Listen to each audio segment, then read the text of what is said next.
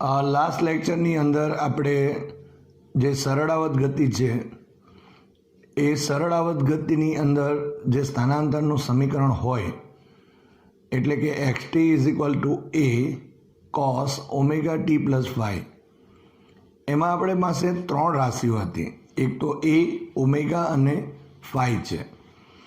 હવે આ 3 રાશિઓ જે છે એ 3 રાશિઓમાંથી જો ધારો કે કોઈ એક રાશિઓ જો બદલાય, એક રાશિ જો બદલાય તો એની સરળાવત ગતિઓ બદલાઈ જશે.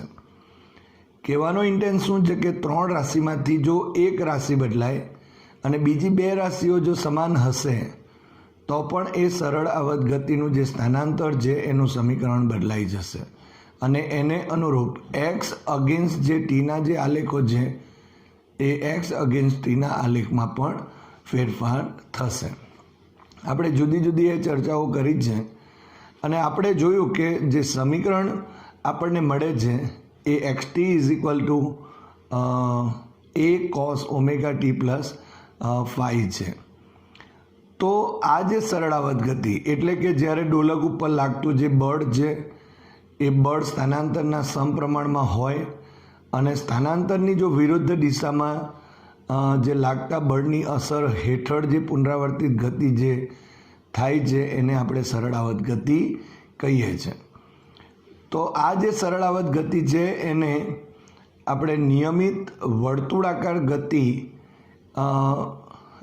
ની જે પ્રક્ષેપ ગતિ, નિયમિત વર્તુળાકાર ગતિ પર કોઈ કણ ગતિ કરતો હોય તો એ કણની એ વર્તુળાકાર માર્ગના વ્યાસ પરની પ્રક્ષેપ ગતિ તરીકે આપણે દર્શાવી શકીએ. એટલે એમ કહી શકાય કે નિયમિત વર્તુળાકાર ગતિ કરતાં કણનો એક સંદર્ભ લેવો પડે અને એ સંદર્ભમાં કણના સંદર્ભે આપણે સરળાવત ગતિ જે છે એને આપણે સમજાવી શકીએ. એના માટે એક સાદામાં સાદું જો ઉદાહરણ આપીએ આપણે તો ધારો કે કોઈ એક બલ્બની સામે આપણે ધારો કે વર્તુળાકાર જેવી જો ગતિ વિચારીએ અને એનો પડછાયો જે દિવાલ પર પડે તો એ તમે જુઓ તો એ સરળાવત ગતિ જેવો, એટલે કે પહેલાં મધ્યમાન સ્થાન પર હશે, ત્યાર પછી મહત્તમ સ્થાનાંતર થશે, ત્યાર પછી ફરી પાછું 0, ફરી પાછું મહત્તમ અને ફરી પાછું 0 થાય. આમ એક ડોલન આપણે પૂર્ણ કરીએ. પણ એનો મતલબ શું થયો કે જ્યારે એક આપણે વર્તુળ નો એક પરિભ્રમણ પૂરું કરીશું ત્યારે આપણને એ જે પડછાયો છે એ પડછાયો એક ડોલન કરતો હોય એવું લાગશે. તો એનો મતલબ એમ થયો કે સરળાવત ગતિને નિયમિત વર્તુળાકાર જે ગતિ છે એના વ્યાસ પરની પ્રક્ષેપ ગતિ તરીકે પણ આપણે દર્શાવી શકાય. તો એ કેવી રીતે દર્શાવી શકાય એની આપણે ચર્ચા કરીએ અને સાથે સાથે જો આપણે કહીએ તો આપણે વેગ અને પ્રવેગના સૂત્રો જોયા છે, તો એ સૂત્ર પણ કેવી રીતે મળે છે એની પણ આપણે ચર્ચાઓ અહીં કરીએ. તો અહીં સરળાવત ગતિ જે છે અને નિયમિત વર્તુળાકાર ગતિ,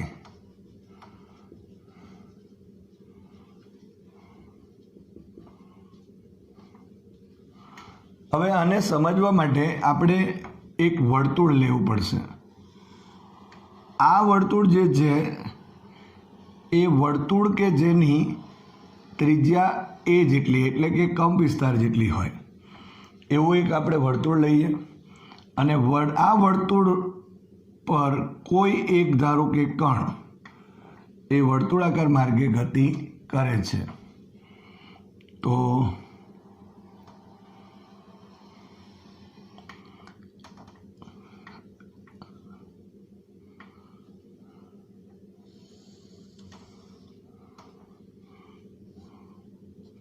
આ આપણે એક્સ અક્ષ લખી દઈએ, અહીં આપણે વાય અક્ષ લખી દઈએ. આ ઉગમ બિંદુ O છે. હવે ધારો કે શરૂઆતમાં જે કણ છે એ કણ અહીંયા છે એટલે આપણે લખીએ t = 0 સમયે અને આ જે આપણા પાસે ત્રિજ્યા છે એ ત્રિજ્યા અહીં a જેટલું છે. હવે આ જો સંદર્ભ અક્ષ તરીકે એક્સને લઈએ છીએ, આપણે જ્યારે પણ સદિશની વાતો કરીએ છીએ તો સંદર્ભ અક્ષ તરીકે એક્સ અક્ષ લઈએ છીએ. ધારો કે ટી બરાબર 0 સમયે આ જે આપણા પાસે કણ છે એ અહીં આ P1 બિંદુ પાસે છે એમ આપણે જોઈએ છે. હવે બરાબર ધ્યાનથી અહીં એક વાક્ય રચના સાંભળી લો કે આ જે આપણા પાસે વર્તુળ છે કે જેના ઉપર કોઈ એક કણ એ પરિભ્રમણ કરવાનો છે અને કરે છે, તો એ જે કણ છે એને સંદર્ભ કણ કહેવામાં આવે.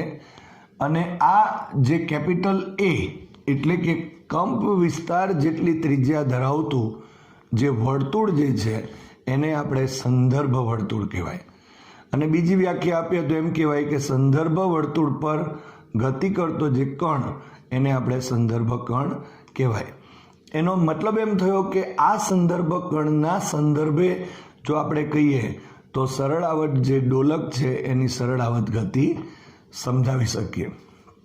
હવે ધારો કે ટી બરાબર 0 સમયે અહીં આ જે આપણા પાસે જે ખૂણો છે એને આપણે ફાઈ કહીશું, જે આપણે પ્રારંભિક કળાના સંદર્ભમાં લઈએ છીએ. હવે ધારો કે આ કણ ઓમેગા જેટલી કોણીય ઝડપથી આ જે સંદર્ભ વર્તુળ છે એના ઉપર પરિભ્રમણ કરે છે. એનો અર્થ શું થયો કે અત્યારે જો આપણે વિચારીએ અહીં કે આ કણ એ ટી સમય પછી ધારો કે અહીં આવે છે, આ એનું બીજું બિંદુ આપણે P2 લખીએ. અહીંયા જે સમય થયો એ ટી બરાબર ટી સમયે છે, આમ કરીને આપણે લખી દઈએ. હવે આ તો અહીં એ જેટલું જ થશે, આ એ જેટલો જ હશે, આ બી ત્રિજ્યાની એ જેટલી જ થશે.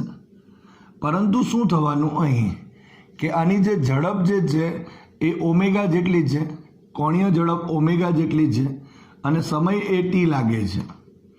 એટલે અહીંયા જો આપણે વિચારીએ તો આ જે ખૂણો બનશે એ જે ખૂણો થવાનો એ કોણીય ઝડપ જો આપણે લખીએ તો અહીં કોણીય ઝડપ omega is equal to theta by t થાય, માટે theta is equal to omega t થશે.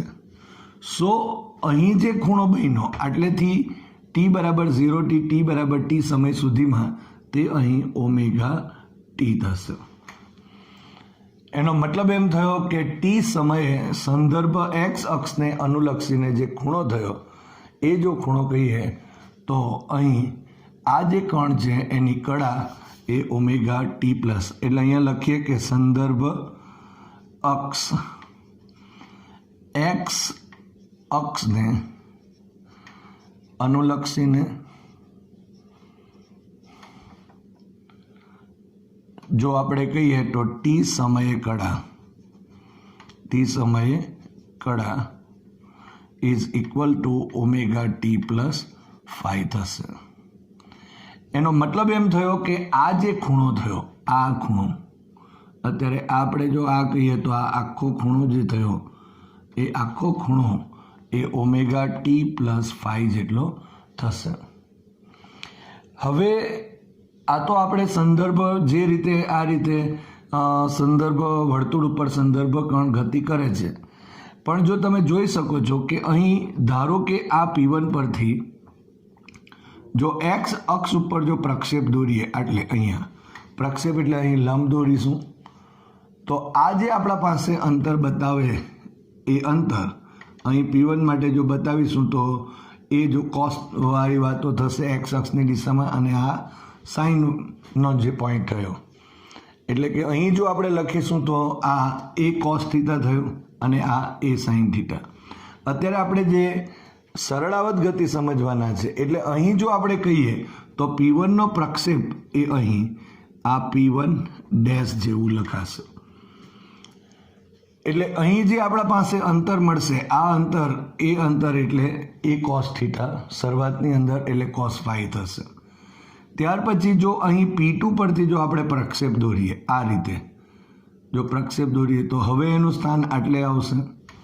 ત્યાર પછી જો અહીં ધારો કે આપણે અહીં બતાવીશું તો એનું સ્થાન આટલે આવશે, અહીં જો આવશે તો એનો પ્રક્ષેપ એક્સ અક્ષ પરનો અહીંયા હશે. અત્યારે આપણે જો એક્સ અક્ષ પરની ગતિ દર્શાવી રહ્યા છીએ અને એટલા માટે આપણે એક્સ અક્ષ પર અહીંયા પ્રક્ષેપ દોરીએ છીએ. એટલે અહીંનો જે પ્રક્ષેપ જે છે એ પ્રક્ષેપનો મતલબ એવો થશે કે આ રીતે આપણે અહીં આનો પ્રક્ષેપ દોરી શકાય. અહીંયા જો આપણે વિચારીએ તો એનો પ્રક્ષેપ અહીંયા આવશે અને અહીંયા પછી આ જે સંદર્ભ કણ છે તે અહીંયા આવી જશે. એટલે સંદર્ભ કણ અહીંયાથી જ્યારે અહીંયા આવે છે ત્યારે આ જે ડોલક છે, ધારો કે આ ડોલકની ગતિ આમ વિચારીએ તો અહીંથી અહીંયા આવે છે. હવે ધારો કે આ સંદર્ભ કણ અહીં આટલે આવે છે તો એનો મતલબ એનો પ્રક્ષેપ જે છે એ જો આપણે કહીશું તો આટલે મળશે.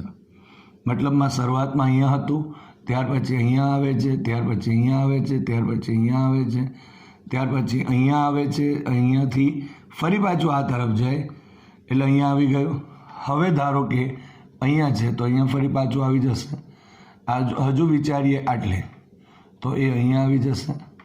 ત્યારબાદ અહીં વિચારી શકાય અહીંયા અને ત્યાર પછી અહીંયા આવશે. જ્યારે અહીંયા આવીને ફરી પાછું અહીંયા આવશે ત્યારે અહીંથી નીકળેલો આ એક ડોલન અહીંથી આમ એક ડોલન પૂર્ણ કરશે. કહેવાનો ઇન્ટેન્સ એક જ છે કે તમે જોઈ શકો છો કે સંદર્ભ વર્તુળ ઉપર ગતિ કરતા સંદર્ભ કણ જે છે એની એક્સ અક્ષ પરની જે પ્રક્ષેપ જે દોરીએ છે, જે પ્રક્ષેપ છે અથવા તો લંબ જે દોરીએ એ લંબનું જે લંપાદ બિંદુ હોય એ લંપાદ બિંદુ એ જે સરળાવત ગતિ છે એના એ સરળાવત ગતિ કરતાં સરળાવત ડોલકનું અહીં સ્થાન દર્શાવે છે. એટલે એમ કહી શકાય કે જ્યારે સંદર્ભ કણ સંદર્ભ વર્તુળ પર એક પરિભ્રમણ પૂરું કરે છે ત્યારે આ જે આપણા પાસે સરળાવત ડોલક છે એ આ એક્સ અક્ષ ઉપર એક ડોલન પૂર્ણ કરે છે. એનો મતલબ એમ થયો કે આપણે અહીં સરળાવત ગતિને નિયમિત વર્તુળાકાર જે ગતિ છે એના વર્તુળાકાર માર્ગના વ્યાસ પરની એ પ્રક્ષેપ ગતિ તરીકે વર્ણવી શકાય. અને એના માટે જો આપણે લેવું હોય તો ટી સમયે જો જે સ્થાનાંતર જે છે એનું સૂત્ર મેળવવું હોય તો અહીં ધારો કે આ ઓ P2 અને અહીંયા P2 ડેશ નામ આપી દો તો તમે જોઈ શકો છો કે ત્રિકોણ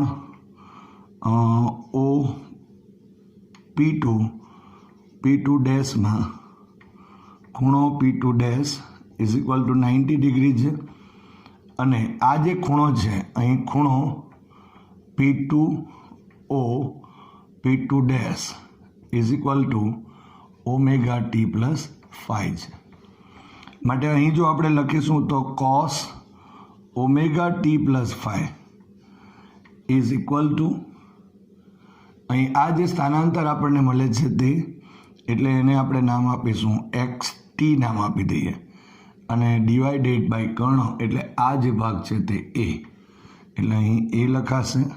માટે અહીં x t is equal to a cos omega T plus phi છે કે જે આપણે જાણીએ છીએ અહીં જે સરળાવત ગતિના સ્થાનાંતરનું સમીકરણ કહેવાશે.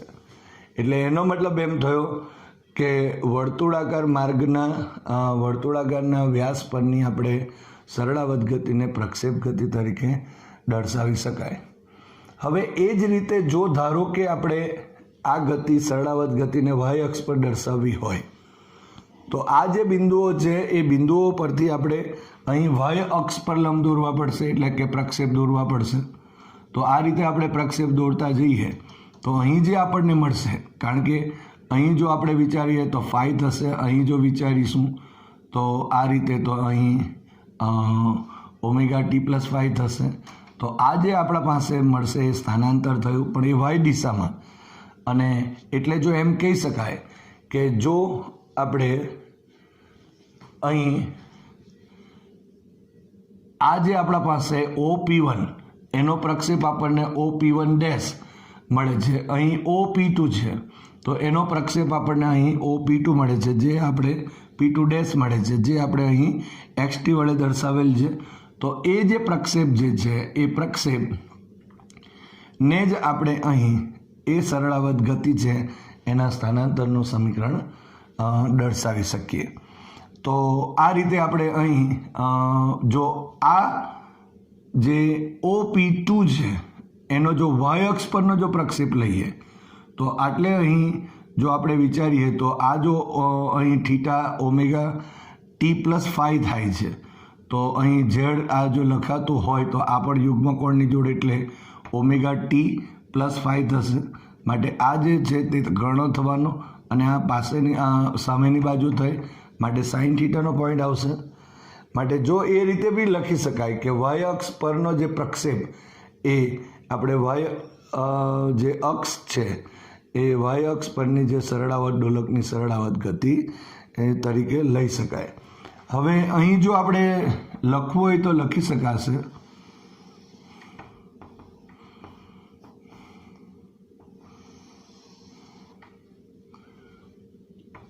કે અહીંયા આપણે P2 ડેશ લીધું છે, અહીંયા ધારો કે એમ લઈ લો. હવે આપણે લખીએ, હવે બિંદુ P પરથી વાય અક્ષ પર લંબ લેતા અહીં ત્રિકોણ શું થવાનું? અહીં ત્રિકોણ OM P2માં ખૂણો M = 90 ડિગ્રી થશે. આ 90 ડિગ્રી થયું અને અહીંયા ખૂણો જે છે એ OP2 M = ઓમેગા T+5 થશે. માટે સાઇન થીટા એટલે કે સાઇન ઓમેગા T+5 આપણે OM લખી શકાય ડિવાઇડેડ બાય A લખી દઈએ કર્ણ. માટે OM = A sine omega T+5 લખાશે. જ્યાં આપણે વાય અક્ષ પરની જે સરળાવત ગતિ છે તેને પણ અહીં દર્શાવી શકાય. અહીંયા પણ xt ની જગ્યાએ આપણે OP2 લખી દેવાય. અહીંયા આ રીતે પણ લખી શકાય OP2 ડેશ બાય A જેટલું થશે. તો આ રીતે OM એટલે YT થશે. માટે YT = A sine omega T+5 થાય. તો આ રીતે આપણે અહીંયા જે સંદર્ભ કણ છે એ સંદર્ભ કણની જે વર્તુળના વ્યાસ પરની પ્રક્ષેપ ગતિ તરીકે આપણે દર્શાવી શકાય. આ જે બંને સમીકરણો છે આ એક્સ અક્ષની દિશામાં જે ડોલનો થાય છે એના માટે સ્થાનાંતરનું સમીકરણ છે સરળાવત ગતિ માટે, અને અહીં વાય અક્ષની જે દિશામાં જે સરળાવત ગતિ થાય છે એના માટેનું આ સમીકરણ કહી શકાય. તો આ રીતે આપણે સરળાવત ગતિ અને નિયમિત વર્તુળાકાર ગતિ ઉપરથી આપણે સમજી શકાશે. હવે ધારો કે આપણે જો અહીં એક બીજી ચર્ચા જો કરીએ તો આનો વેગ શોધવો છે, તો વેગ પણ આપણે એના ઉપરથી શોધી શકાશે. તો અહીં સરળાવત ગતિ માટેનો બીજો પોઈન્ટ જો લખીએ તો સ આ ગ માટે વેગ આપણે લખીશું, સરળાવત ડોલકનો વેગનું સૂત્ર મેળવીએ. તો એના માટે ફરી આકૃતિ આપણે દોરીને સમજવાનો પ્રયત્ન કરીશું.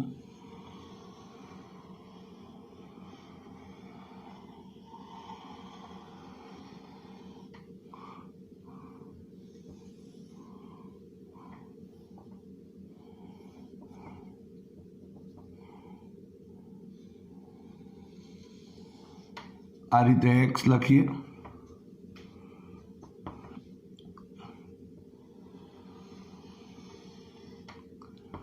અહીં y, અહીં. હવે આપણે અહીં આટલે ધારો કે આ જે આપણા પાસે આ એ જેટલો કંપ વિસ્તાર છે. આ દોરેલ જે વર્તુળ છે એ સંદર્ભ વર્તુળ છે.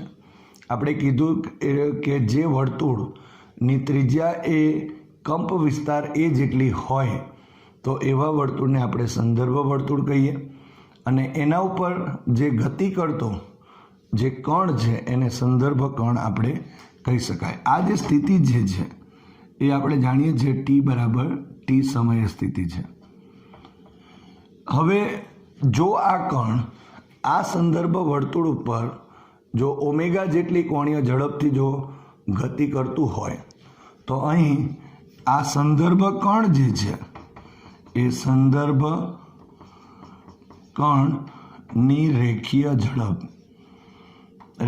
ઝડપ જો આપણે લખીશું તો v ઇઝ ઇક્વલ ટુ અહીં એ ઓમેગા થશે, કારણ કે v is equal to r omega સૂત્ર પરથી આપણે આવું જાણીએ છીએ, આ સૂત્ર પરથી લખી શકાશે. તો અહીં આપણા પાસે એક વાત આવી ગઈ કે v જે ઝડપ જે છે એની એ ઓમેગા જેટલી થાય કે જે મેક્સિમમ ઝડપ પણ આપણે અહીં કહી શકાય.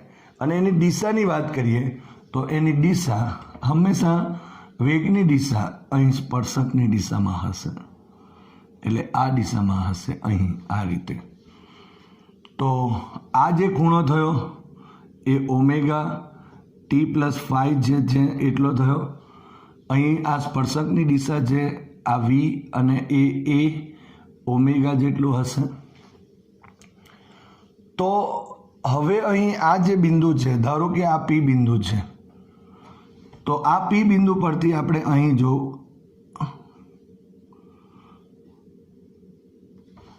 એના પર લંબ એક્સ અક્ષ પર જો લંબ દોરી દઈએ તો આપણને પી ડેશ મળશે. હવે આ જે ઓ પી ડેશ જે મળે છે એ આ ઓ પી નો એક્સ અક્ષ પરનો પ્રક્ષેપ કહેવાશે.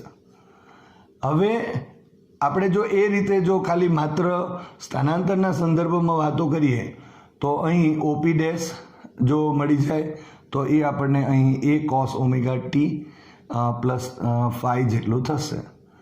પણ હવે જો વેગના સંદર્ભ લેવો હોય તો આ સદિશનો આ દિશા પરનો પ્રક્ષેપ લેવો પડશે, કારણ કે આપણે જોયું કે કોઈ પણ આપણે આ ઘટક લઈએ છીએ તો એનો એક્સ અક્ષ પરનો પ્રક્ષેપ, આનો અહીંનો પ્રક્ષેપ, અહીંયાનો પ્રક્ષેપ, જે પ્રક્ષેપ આવે છે એ પ્રક્ષેપ શું બતાવે છે? સરળ આવત ગતિનું સ્થાનાંતર દર્શાવે છે. તો અહીંયા વેગ માટે આપણે પી ઉપરથી તો અહીંયા લંબ એક્સ અક્ષ પર દોરી દીધો. હવે આ જે આપણા પાસે સદિશ છે અહીંયા પણ આપણે એક્સ અક્ષ પર લંબ દોરી દઈએ. ધારો કે અહીંયા આપણે જે લંબ દોરીએ છીએ એ ધારો કે પી ડબલ ડેશ નામ આપી દઉં. તો અત્યારે જે ખૂણો બનશે એ ખૂણો કયો થવાનો? તો આ એંગલ આ સ્પર્શકની દિશા અને આ કેન્દ્ર તરફની જે ઓપીની દિશા છે બેની વચ્ચેનો એંગલ તો અહીં આપણે કહીએ તો 90નો થશે. અને આ જે ખૂણો બન્યો આ જે ખૂણો થશે એટલે એ ખૂણો ઓમેગા ટી પ્લસ 5, કારણ કે યુગ્મકોણની જોડ થાય. આપણે એને જરાક વ્યવસ્થિત અહીં આકૃતિ સમજવાનો પ્રયત્ન કરીએ, મોટી આકૃતિ દોરીને. તો અહીં સૌપ્રથમ જો આપણે આવી રીતે જોઈ શકાય છે, આ રીતે આકૃતિ આપણે દર્શાવેલી છે.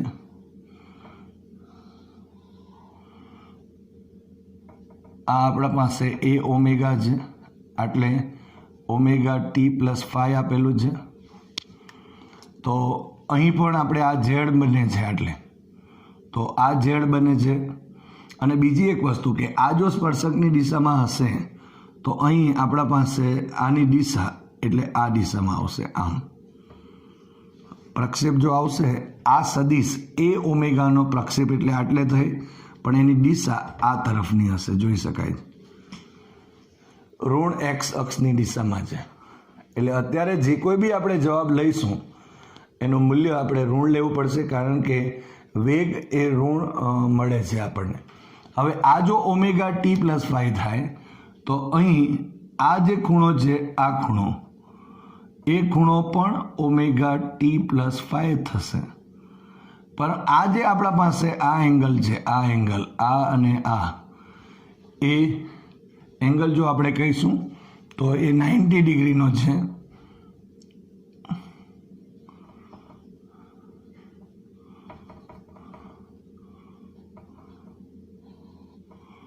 તો આ એ ઓમેગા થયું. હવે આ જો 90 ડિગ્રીનો હોય તો આ ખૂણો જે છે એ ખૂણો અહીંયા ફરી એકવાર અહીંયા જોઈ લઈએ. આ ખૂણો જે છે એ 90 ડિગ્રીનો છે. આટલેથી આટલો જે ખૂણો છે એ આપણે જો અહીં લખીએ તો આ ઓમેગા ટી પ્લસ 5 છે. હવે આ 90માંથી આટલો બાદ થશે એટલે 90 માઇનસ થીટાની વાતો આવે. એટલે 90 છે, આ ધારો કે થીટા લઉં તો આ 90 માઇનસ થીટા થયું તો આ ખૂણો થીટાનો કહેવાશે. તો આના ઉપરથી આપણે અહીં જો આપણને આ મળી જાય એટલે કે આટલે આ જો મળી જાય તો એના ઉપરથી આ પણ આપણને મળશે. તો અહીં ધારો કે આપણે એમ, અહીં આપણે ધારો કે એન લખી દઈએ અને એ ત્રિકોણનો ઉપયોગ કરીશું. અહીં એન એટલે એમ અને અહીંયા આપણે પી ડબલ ડેશ અને પી લખેલું છે, પી ડેશ અહીં પી છે. તો એક વાત નક્કી છે કે આ જે આપણે ખૂણાઓ લીધા છે એ અહીંયા આપણે સેપરેટલી બતાવવાનું રીઝન એક જ કે આપણે કિંમતો મળી જાય. માટે જો આકૃતિ પરથી જો વિચારીએ અહીં તો આકૃતિ પરથી આપણને અહીં એમપી મળી જશે. આ એમપી મળી જશે તો એટલું જ આ પી ડબલ ડેશ અને પી ડેશ જેટલું થશે. તો અહીં ત્રિકોણ જો આપણે લખીએ તો એન એમ પીમાં ખૂણો M is equal to 90 degree અને ખૂણો M N P is equal to theta. અને આપણે જો થીટા કહીએ તો થીટા ઇઝ ઇક્વલ ટુ એટલે ઓમેગા ટી પ્લસ 5 થશે. તો હવે આપણે આ શોધવાનું છે એટલે સામેની બાજુ થશે એટલે સાઇન ઓમેગા ટી પ્લસ 5 એટલે આ ખૂણો થીટા એટલે કે ઓમેગા ટી પ્લસ 5 છે ઇઝ ઇક્વલ ટુ સામેની બાજુ એટલે એમપી ડિવાઇડેડ બાય અહીં આ લેવાશે કર્ણ એટલે એ ઓમેગા. સો અહીં MP is equal to A omega અને સાઇન ઓમેગા ટી પ્લસ 5 થશે આ રીતે. હવે એમપી એટલે જ આપણે અહીં પી ડબલ ડેશ અને આના માટે જો કહેવું હોય તો આ એનો પ્રક્ષેપ કહેવાશે. એટલે કે અહીં જો P dash P double dash આના બરાબર P dash P double dash is equal to અહીં A omega sine omega T plus 5 થશે. પણ આ પ્રક્ષેપ એ એક્સ અક્ષની વિરુદ્ધ દિશામાં મળે છે માટે અહીં ઋણ નિશાની લખવી પડશે. હવે આ જે આપણા પાસે જે ઋણ નિશાની લખીશું એટલે માટે વેગ સરળ આવર્ત ડોલકનો વેગ તો આપણે લખી શકાય VT is equal to minus A omega sine omega T plus 5 થશે. જે આપણે લાસ્ટ લેક્ચરની અંદર વિકલન કરીને પણ મેળવેલું છે. એટલે આ જે થિયરી છે તે બે રીતે આવી શકે. એક તો એમ કહી શકાય કે સ્થાનાંતરનું વિકલન કરી વિકલનની રીતથી પણ મેળવી શકાય અથવા તો નિયમિત વર્તુળાકાર ગતિ અને નો સંદર્ભ લઈને પણ આપણે સરળાવર્ત ડોલક માટે વેગનું સમીકરણ મેળવી શકાય. એટલે આ જે વેગ છે એનો એક્સ અક્ષ પરનો જે પ્રક્ષેપ થયો એ આ એક્સ અક્ષ પરની જે સરળાવર્ત ગતિ છે એના વેગનું સૂત્ર મળે છે. અહીં જે સ્થાનાંતર થયું એ સ્થાનાંતરનું આ એક્સ અક્ષ પરનો જે પ્રક્ષેપ મળે છે એ પ્રક્ષેપ આપણને મળે છે તે આપણને સ્થાનાંતરનું સમીકરણ આપે છે. તો આ જ રીતે આપણે પ્રવેગની પણ વાતો કરી શકાય. અહીં આપણે જોયું કે ઓમેગા જેટલી કોણીય ઝડપથી સંદર્ભ કણ ગતિ કરે છે માટે આર ઓમેગા જે સમીકરણ સૂત્ર જે છે વી ઇઝ ઇક્વલ ટુ એનો ઉપયોગ કરીને આપણે આ ચર્ચાઓ કરી છે. હવે જે સરળાવર્ત ગતિ આપણે જોયું કે વેગનું સમીકરણ મેળવીએ છીએ તો એ જ રીતે આપણે નિયમિત વર્તુળાકાર ગતિ એટલે કે સંદર્ભ વર્તુળનો ઉપયોગ કરીને સંદર્ભ કણની ચર્ચા કરી આપણે સરળાવર્ત ગતિ માટે જે પ્રવેગ છે એના સમીકરણની ચર્ચા કરીએ. તો સૌપ્રથમ આપણે સંદર્ભ વર્તુળ એટલે કે જે વર્તુળની ત્રિજ્યા એ કંપ વિસ્તાર જેટલી હોય તો તેને આપણે સંદર્ભ વર્તુળ કહી શકાય. આ ધારો કે અહીં એક્સ અક્ષ છે, અહીં આપણે એક્સ ડેશ લખીશું,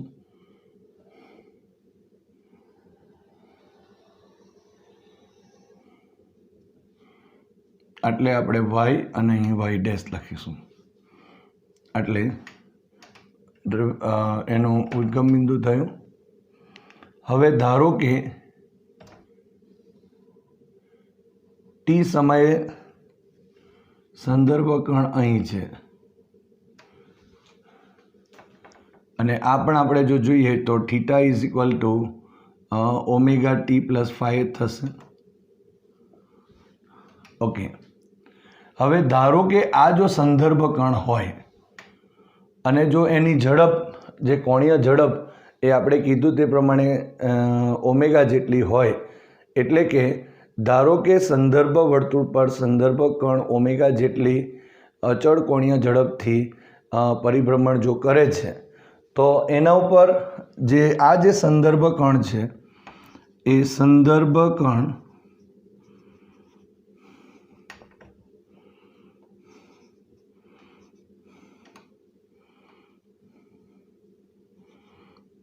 પર ઉદ્ભવતો કેન્દ્રગામી પ્રવેગ, એટલે આપણે AR અથવા તો A ઇઝ ઇક્વલ ટુ અહીં v² ડિવાઇડેડ બાય R લખીએ છીએ.